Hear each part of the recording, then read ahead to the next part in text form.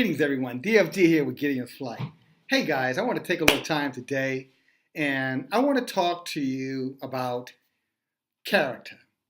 And not only character, but I want to talk about character in terms of behavior and what that behavior looks like.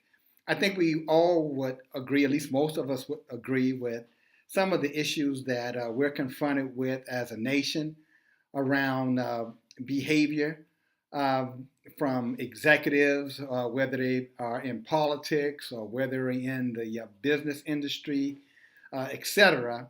One of the things that has become an obvious, roadblock and a major distraction is, character and the behavior of individuals that, are in positions of influence that we count on as a nation to set the right example. So I thought that I could help today and with a lesson around character. And what I'm going to do is I want to share a story first of all. And this story is about a woman of God. Her name is Abigail. And just the backstory on Abigail. Abigail was the wife of King David. But prior to her becoming David's wife, Abigail was confronted with a situation where, quite frankly, her life and the livelihood of her family depended upon her ability to demonstrate character. So I want you to bear with me as I go through, and I'm going to read this, and you can find this because I think it's important that you can follow along. And as we talk about stories, that you could find in the scripture. Remember, as we look at scripture as a historical book, with information that can help from a moral, professional, business, ethical, etc. perspective. So again, as we share these stories, we're not sharing these stories in terms of religion. We're sharing these stories in terms of how to glean from history, historical facts, to ensure that we maximize our full potential as productive, human beings, a community of people. As the African proverb goes, it takes a village to raise a child. So we're sharing this so that we can be a village and understand how to avoid some of the roadblocks that we're seeing today in character. Okay? So here you go. I'll start, and this is going to be 1 Samuel 25, and I'm going to start reading at verse 9. I'm going to be real fast. So stay with me here, okay, guys? And I promise you, you're going to be glad you did. He says, and David's young men came and they spake to Nabal according to all those words that came of David and did not stop talking.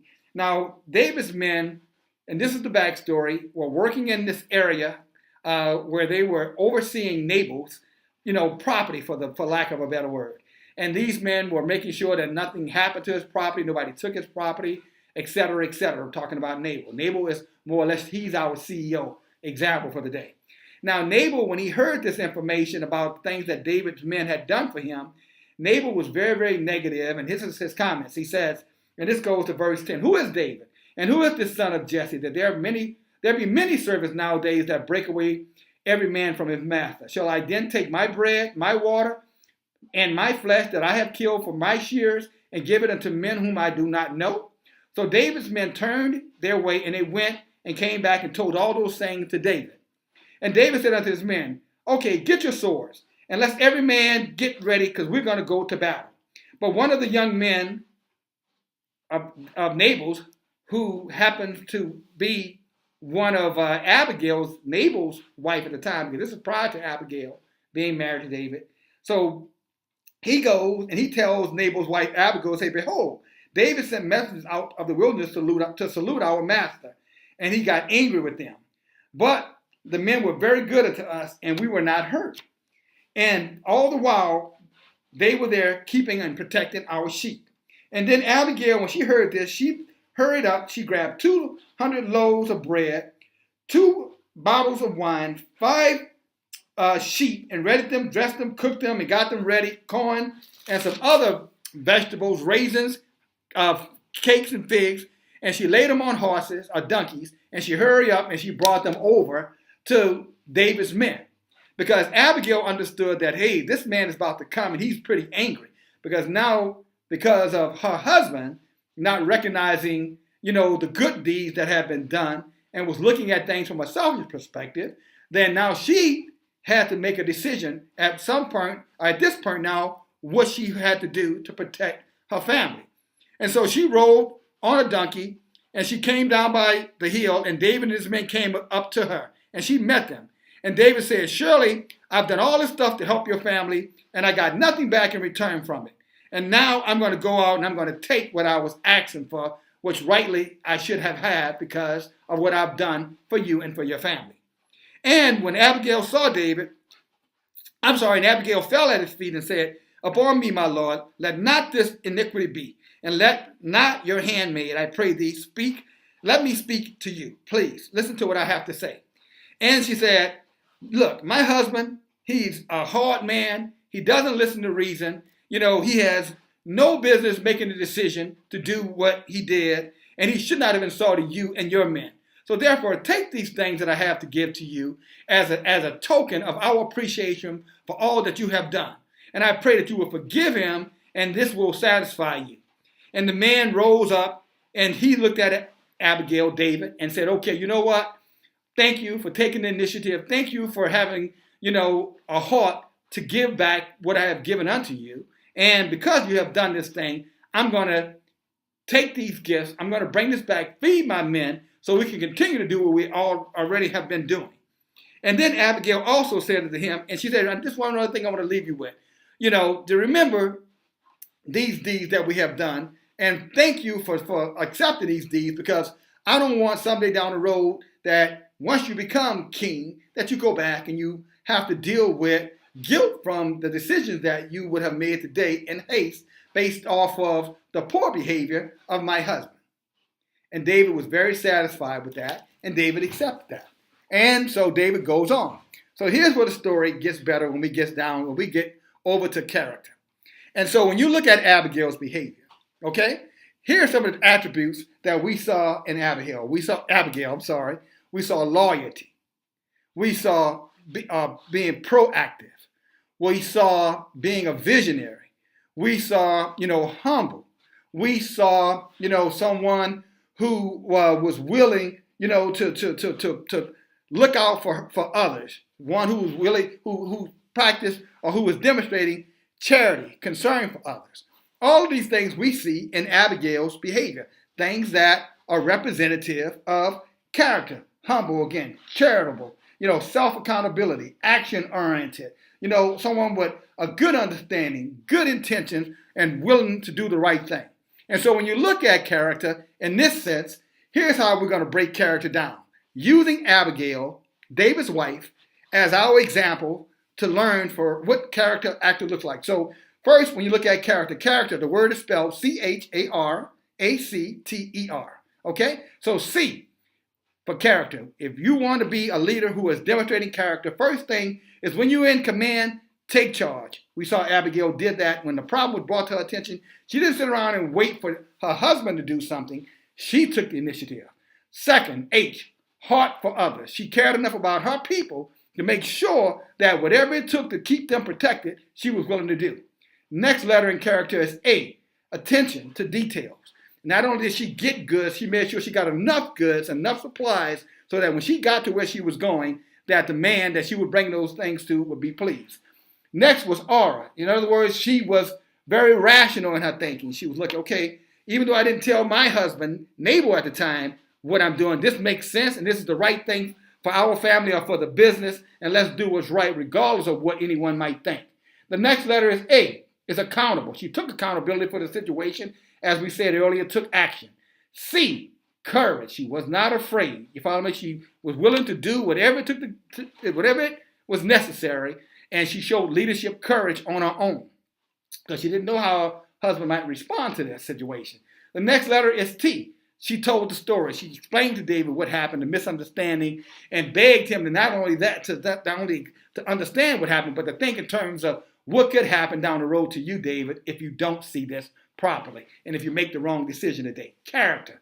E, the next letter, is equity, being fair and being balanced. And then the last is respect. You follow me? And when you respect others, so she was respecting David, David's men, her people, her family, those servants who worked in her home. She was showing respect by taking initiative and taking those actions. So when you look at character, here are the acronyms again for CHARACTER. First, when in command, take charge. Second, have a heart for others. A, action, attention to details. Aura, rational. Again, A, accountability.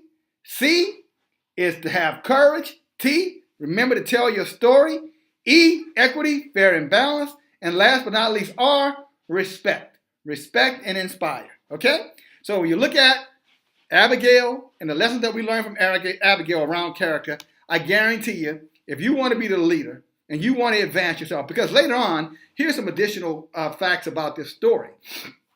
When Abigail went back after she made the decision, because she did not consult her husband, there are times in business, sometimes in family, you have to make a decision, and sometimes you don't have the time to ask for permission. You follow me? You've heard, you're familiar with the saying, sometimes it's better to ask for forgiveness than permission. Now, I don't live by that. I don't think you should live by that. But there are times, where the situation is urgent and you don't have time to ask for permission. So you have to make the decision and then seek forgiveness later on, as long as you got your facts in order and you can explain yourself. And so when you looked at the decision that she made, even though she didn't get her husband permission, because he didn't want to help them, he felt like he didn't owe them anything. And as far as he was concerned, if they did it, then they did it. Hey, what do I have to do with this? And this is when, we as people, as individuals in character, let's go back to the politics. Let's go back, to the personal behavior of some of these people in these corporate CEO positions. They did not weigh their decisions and how those decisions would be harmful and hurt others under their particular power. And you saw that with the Hollywood situation. I'm not going to get into names, but I think everybody knows who I'm talking about. We saw it also on the political side of it, where we have, I will say Donald Brazil coming back and talking about things that happened there. We're seeing it on the other side, around behaviors of that executive, around, his behavior towards women, as he was running, for the national Republican seat. So these things, again, are important to think about, and you have to think about these things all the time. If you're in a position of influence or you've been given the opportunity to lead, then you cannot forget the importance of having character. And we saw it in Abigail. We saw Abigail not only, do the walk, but she also did the talk to back up that walk. Okay? So again, C, command. Take charge when you're in control. When you're in command, take charge. H, have a heart for others. A, attention to details. R, you have to be rational, task-orientated, put your pride aside. A, accountable. You know what I'm saying? Make sure your message is clear and concise. C, courage. Regardless, you have to be low risk, low reward. T, tell your story. Why? E, equity, fair and balanced. Do unto others as you'd have them do unto you. That's always a good business practice. And last but not least, respect. Because when you respect and you show respect, you inspire others to do the same. Okay? So I hope this was helpful. Thank you for your time. Appreciate you guys. Talk to you soon. DFG, Getting Flight. Take care, guys. Bye now.